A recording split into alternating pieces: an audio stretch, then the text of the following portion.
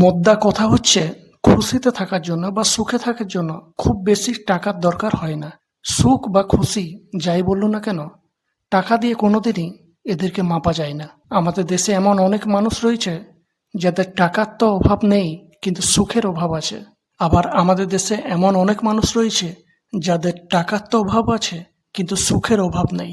এর জীবন্ত উদাহরণ যদি আপনারা দেখতে চান, তাহলে দেশের যে কোনো রেল স্টেশনে রাত্রি 10টা, 11টা, 12টার সময় যাবেন, দেখবেন অজস্র মানুষ রয়েছে যাদের মাথার উপর ছাদ নেই, যাদের পরনে ভালো পোশাক নেই, যাদের ক্ষুধা নিবারণের জন্য অন্ন নেই, কিন্তু তাদের মুখে হাসি সর্বদা বিরাজমান।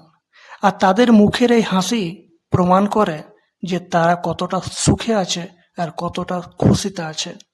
ওই যে একটা কথা আছে না, যে সব থেকে ধনী ব্যক্তি সে কিন্তু সব থেকে সুখী নয়, তবে যে সব থেকে সুখী ব্যক্তি সে সব থেকে ধনী।